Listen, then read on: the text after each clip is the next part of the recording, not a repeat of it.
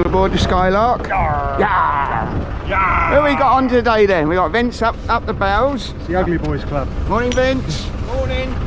Then we got Jim. Hello. Half naked Jim. Then we got Simon. Hello. And Robert. Hello. Oh, and of course myself. Where are we going today, chaps? Out to sea. U-boat. U-boat. Keep dreaming, Jim. Keep dreaming. Digger. Digger. Digger. Digger. We can take you out for a digger if you want. That's exciting. Yeah. Yeah. Well, we like exciting. So no U-boats. No. And that is Good idea. a flat I no. leave you there. Yeah. Yeah. Okay. What do you think, Ron? Where should we go? I don't really care. New Havens, Mildra. We have permission to leave the harbour.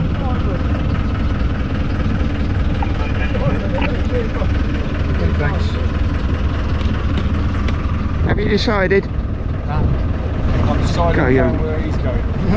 Where are you going? I'm going where you're going.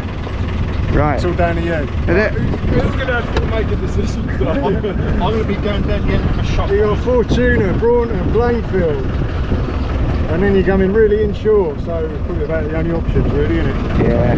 Shall we do the Blanefield? We've done the Blanefield for years. No, there's a good reason for that. Yeah. Let's go to the Blanefield. That sounds exciting. I don't think you'll know where you are at the moment. It's so dark, you don't know where you are. We could drop them on the U-boat, see if they know they're on it. Yeah. Tell them it's the U-boat. Yes. Oh, well, I'm really surprised, and then I got a time second in it. Yeah, shall we do that? I'm excited. I'm not sure we'll know either, will we? Very glad.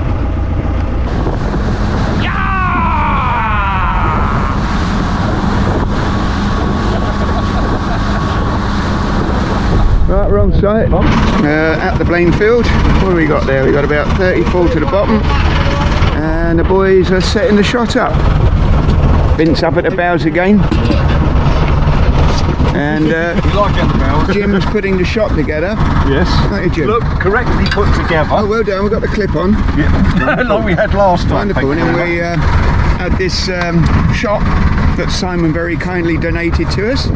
No, you blackmailed me into it. And that goes, it goes in that hole. If you put the clip in this hole, that's it. Right, that's the safety clip, and then the other end then goes up the top end here, and that then keeps the bottom of the shot down and keeps the Light down. Oh, sorry. and keeps the fins in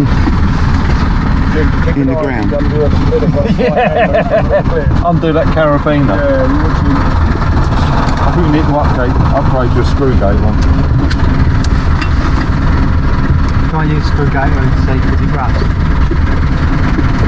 And the reason for this is that we can take some weight off the shot when we're stowing it and handling it.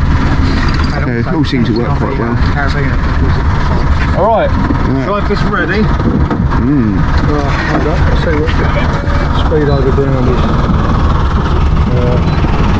So what we generally do, we don't normally shot unless it's about 1 knot or 1.2. It's fairly close. That is on there. Still running a bit, isn't it? Depends how lucky you're feeling, really. Right, Rob's making his run up now. I think the tide's dropped off enough to throw the shot in. This doesn't look very good, so it's nearly a 7 metre tide, so that tends to mess things up for us. But I don't know, they seem keen enough. It's high water as well, so the water is coming up from the west, and we're hoping that's a cleaner water. It tends to be slightly better visibility on high water. Will today be that day?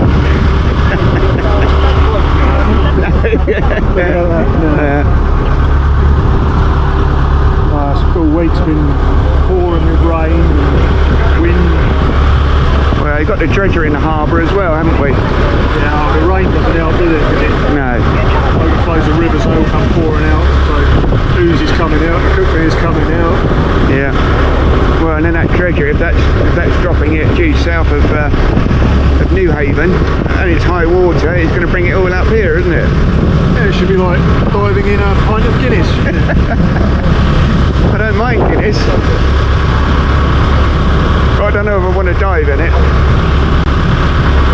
I'll go down fully expecting it to be rubbish, and I hope I'm pleasantly surprised. Yeah. Well, let me know when you come back up, won't you? If I've got to go, you got to go.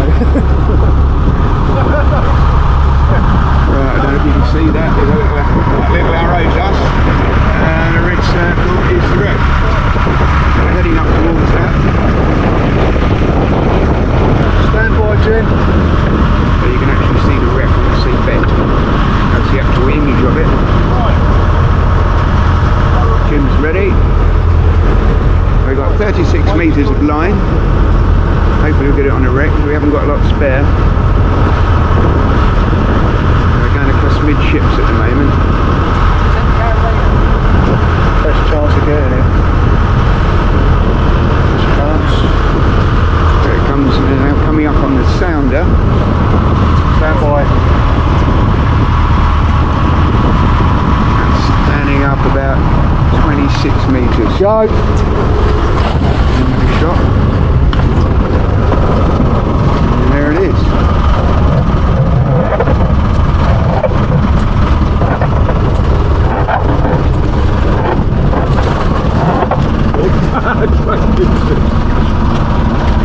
The water don't look bad. There it goes.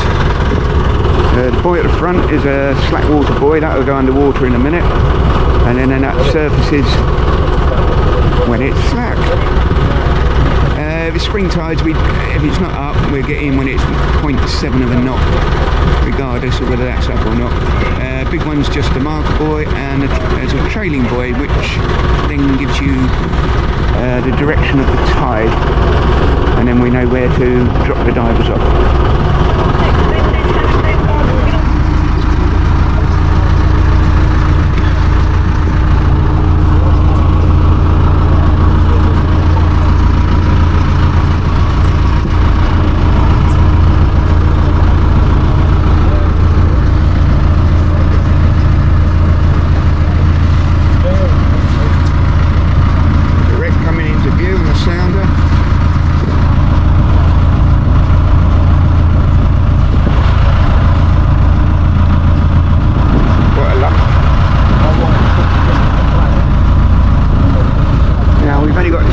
Showing. That's because the slack water buoy is still underwater. And the tide's going like the clappers by the looks of it. Oh, I've already got her.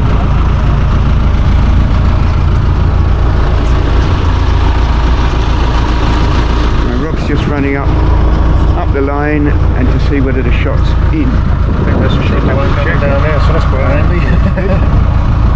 We're in. Yeah. 27 metres by the looks of it. Happy one. Happy with that? Yeah, looks good. Excellent shotting by Jim, was it? Yeah, look. Good show. Shot line going down. Oh, look at that, see? He don't mess about this old Jim, does he? Patriotic thing. Oh look, out God the save flag. the king.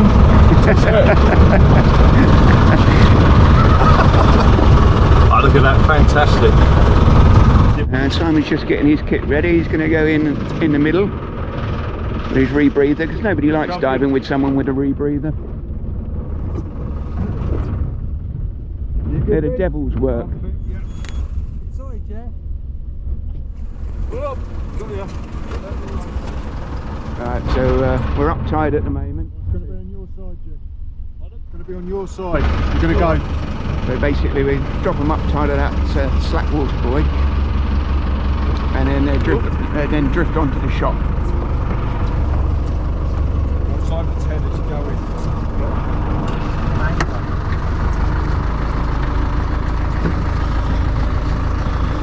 I'll have it out of gear. Out of gear.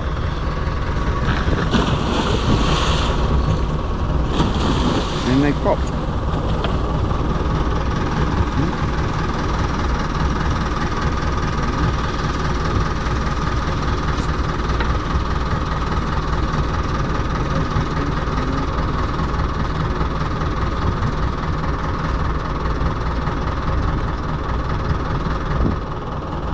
down they go.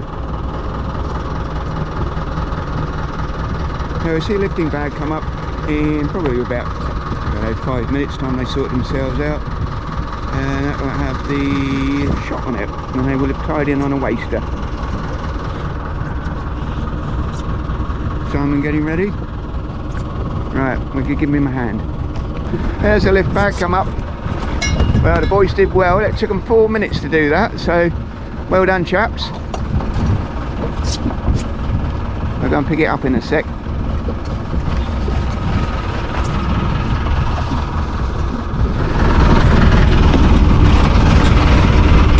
What's Simon doing over here? Oh, it looks very complicated.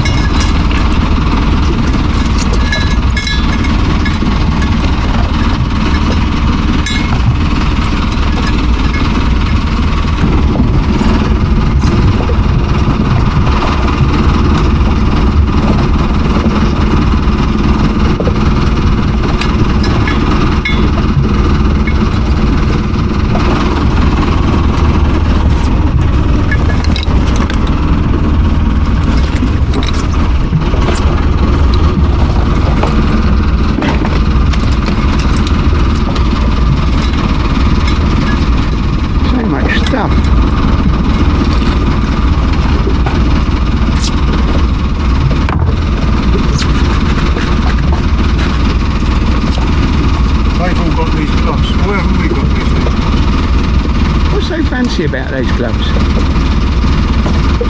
Yeah, but they probably cost them a £5. What we use is about £1. We're not flashy like that, are we, Rob? You know what they say? All the gear and no idea.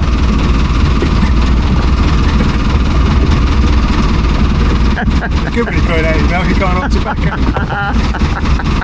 Yeah, I think he's got a few minutes yet, hopefully, before he can. I'll turn it off once he takes it out.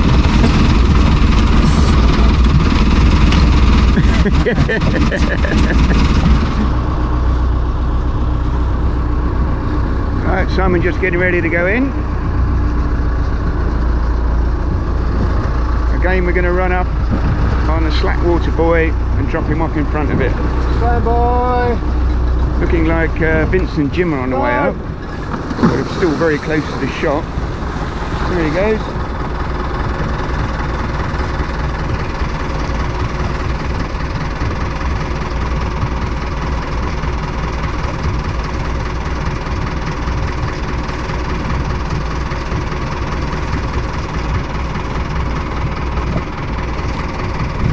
Vince and Jim doing their deco, and then you have Beachy Head in the background.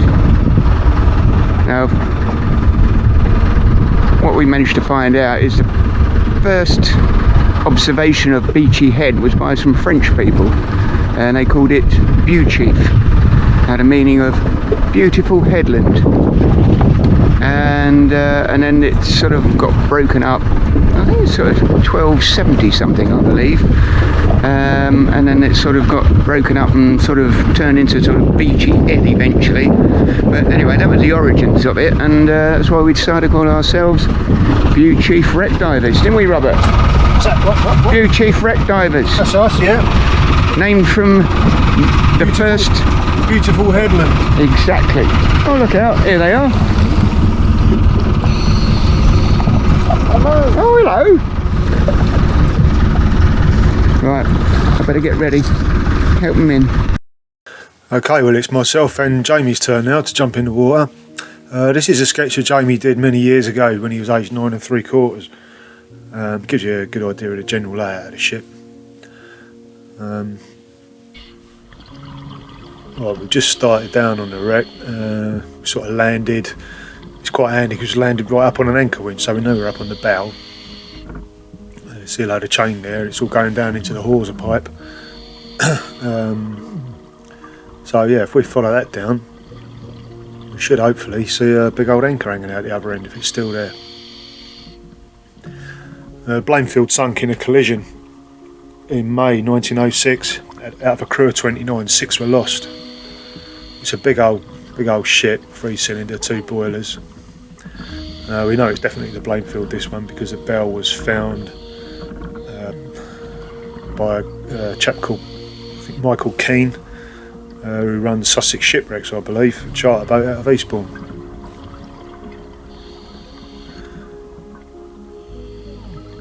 Yeah, so if we follow this down, this is the shaft of the anchor. Become a bit more apparent what it is in a second.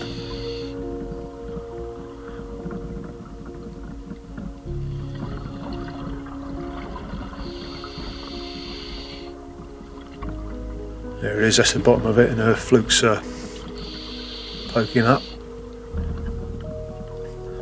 Just drifting round now, and that's the prow of the ship, like it's steaming straight towards you. Just down round on the other side, on the seabed, is the other anchor that would have hung off the other side of the bow, but the hawser pipe and the anchor have both collapsed down onto the seafloor now.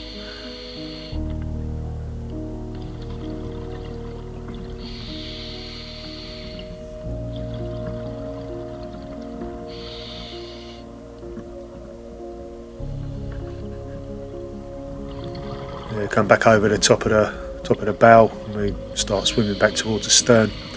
It's a big old ship, and the trouble with these big old ships is they're just like huge scrap yards. A lot of it's in this, you can't really tell what you're looking at, so I'll spare you all the scrap. But this is the engines all coming into view. This is one of the nicer parts of the wreck.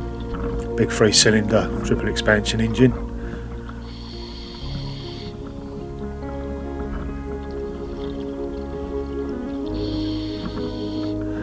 Jamie very helpfully pointing out where he is, second cylinder.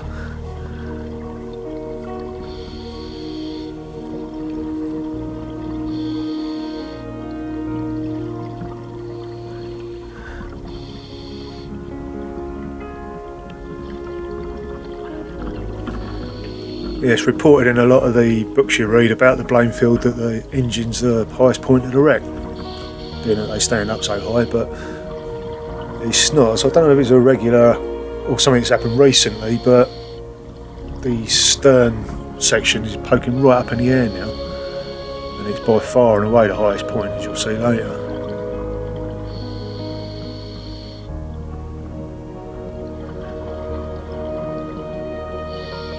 These engines were big old lumps. I mean, it was probably quite a team of people that were servicing them as the ship was in use. And you'll see in a minute there's like grates that the people would have walked on, and there's handrails. You see that on a lot of the big old engines.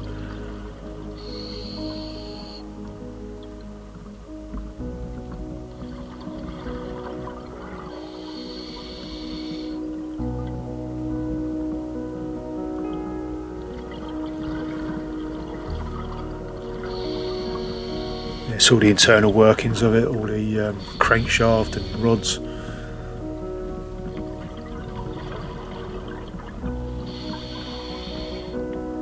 Quite a dangerous place to work, I would imagine, when it was running.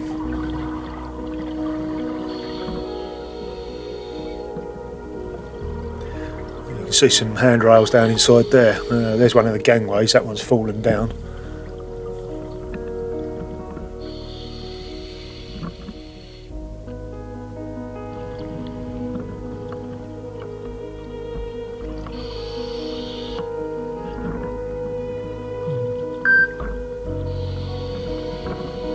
And there's some railings there that would have kept you safe while you was walking around up on the gangways around the engine there. And you'll see, I think, if I actually go down and film it, which I think I did.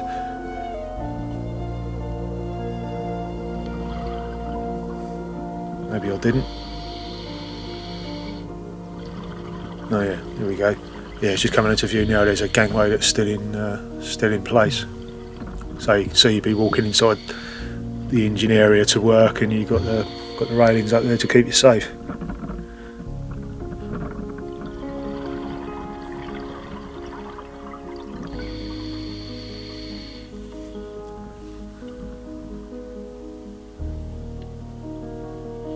Big old ugly fish just swimming through now.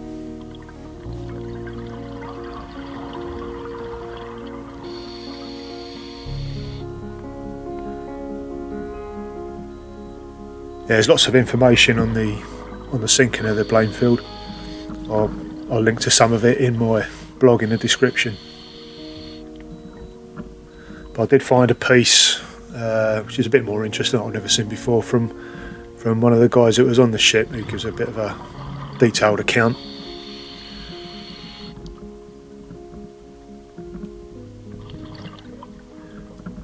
There's one of the boilers, 2 boilers. I think I only filmed one of them. When I was swimming up to the engine, I swam right over the top of it, so I'm just sort of cutting back at the moment. I'm just looking back at the boiler. I don't know if the other one, I didn't see the other one, I think it might be under a load of debris or something, but I think I only filmed this one. It's much the same as this one.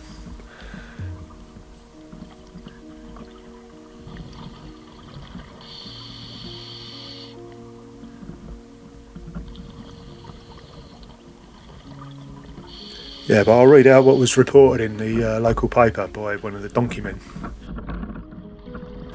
The piece is entitled "A Jarrow Man's Heroism." The donkey man, Mr. Pine, one of the survivors of the Blanefield and the only member of the crew belonging to North Shields, reached his home on Thursday. Mr. Pine had a remarkable escape. Pine is an experienced seaman and had served 12 months on the Blanefield. "I owe my escape," he said, speaking with considerable emotion, "to the poor fellow, the boatswain, Scotwood of Jarrow, who called me from a deep slumber when the Blanefield was sinking. If he had not done so, at that particular moment I should have been drowned. Nothing could have saved me, as the vessel went down within the space of 4 minutes. The man who saved my life lost his own," continued the donkey man in a low-toned voice, hardly audible. Pine seemed particularly distressed about his shipmate's fate. After a while he began to relate how the casualty happened. "It was my watch at 6 o'clock, he said, and I was just having a rest in my berth on the port side somewhere about 4:15 in the morning when I heard a crushing noise. My berth being in a forecastle, I naturally thought it was a windlass working on the forecastle head. I took no further notice. Being tired and knowing I had to resume shortly, I turned over to another snooze. Suddenly a hard knocking at my berth door woken me. Scotswood, the boatswain, who had been hastily aroused by the carpenter, shouted, 'Get up, the Blanefield is sinking.' You may imagine the awkward predicament that I was in. Putting on my boots and seizing a pair of trousers, I was on the deck in a moment and rushed aft to see what was being done to save life. The ship's side, just in front of the bridge, was so seriously damaged through the force of the sailing ship Kate Thomas colliding with her that it was found quite impossible to reach the bridge deck on the port side. I managed to reach the deck, however, by scrambling up the ladder on the starboard side. On reaching that part of the vessel I found the chief engineer, chief mate, 1 seaman and 2 boys busy getting the lifeboat released from the chocks.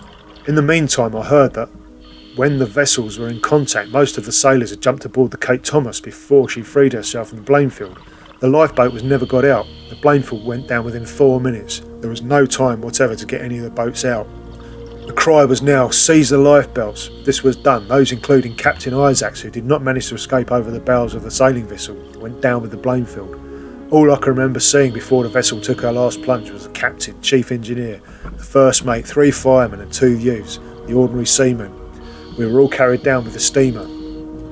Pine further added, "I must have been carried down a good depth under the water by the suction. It seemed a long time before I came to the surface. On coming up I still held the lifebuoy underneath my arm. I was unable to fix it around my waist as the Blanefield went down so quickly. The sensation was very peculiar for a long time. The third engineer was the first man I saw swimming about. He endeavoured to shove a plank towards me. He did not succeed. For some time I could not get my breath, so I did not attempt to swim but floated on my back to allow myself time to recover before striking out for a quantity of floating wreckage. On reaching this, it afforded me no support. The cabin boy belonging to the Kate Thomas, who leaped onto the Blanefield's deck when the vessels collided, had a remarkable adventure. He was also carried down with the foundering steamer. The poor little chap had had a most miraculous escape. A quantity of lines attached to some lifebuoys got entangled around his neck, preventing him from swimming towards the Flushing pilot cutters, which very soon arrived on the scene to our rescue. He was saved, however. I was pulled aboard one of the cutters in a very exhausted condition. Eventually the others were picked up in a similar manner. The boatswain, who was a powerful swimmer, it is surmised must have been stunned by coming into contact with the wreckage floating about the scene of the disaster. It is stated that when the deceased was pulled out of the water, a wound was noticeable on his temple. Well, we're swimming down now by the prop and the rudder. Rudder's hard over to the right. And you've got some wreckage there, Jamie's just behind it, that's fallen down off of the stern and it's laying up against the rudder.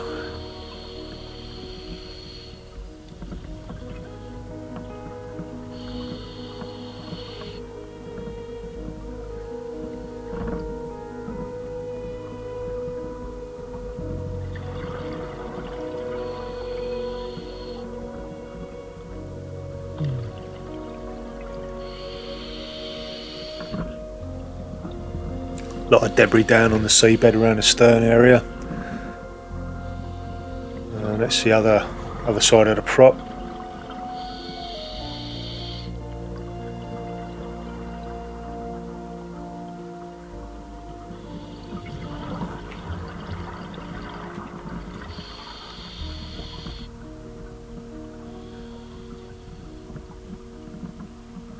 And then looking up, is up to the steering quadrant and a bit right at the very top, which is by far and away the best part of this wreck.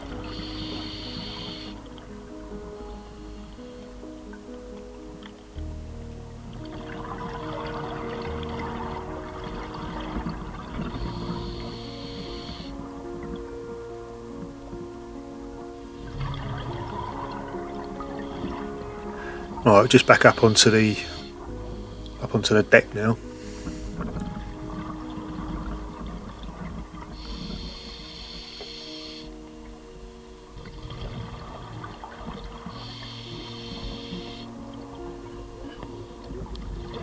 Yeah, and then just coming into view there is a steering quadrant. It looks like an alien, and the top left it's still got the legs there, which would have been attached to the deck, which is a platform that you'd have been stood on for like the auxiliary steering of the ship. So you'd have the main steering, the helmsman would be up in the bridge, but as a backup steering, you've got the helmet right at the very back of this ship. You see that a lot. We see it on the pot wreck. Lots of these big old steamers, they had the steering at the stern. Yeah, it's just incredible to see it. Really, I'm just amazed that it's not been swept. It sticks up so high off the off the rest of the wreck. I'm just amazed it's still there. I'm more amazed that we've never seen it before.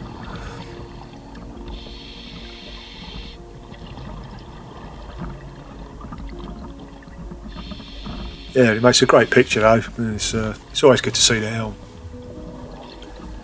You know, there'd have been a big ship's wheel on there, and the fact it's still got a platform with the legs on it, you know, that would have gone down onto the deck itself, bolted down onto the deck. I just find that amazing that it's not all sort of been caught up, swept away or anything. A really good shot of the quadrant.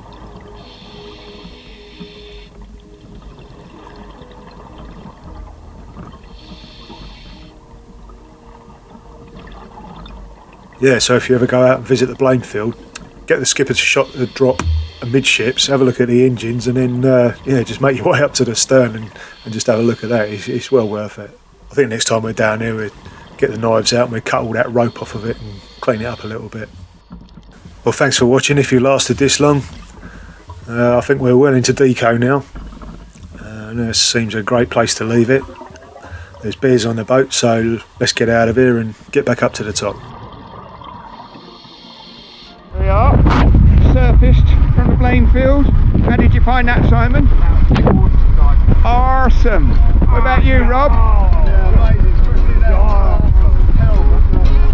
That was a dog's gonads, that was, wasn't it? Very nice. What about you, chaps? Yeah, that was the mutton stuff. I just have to be back.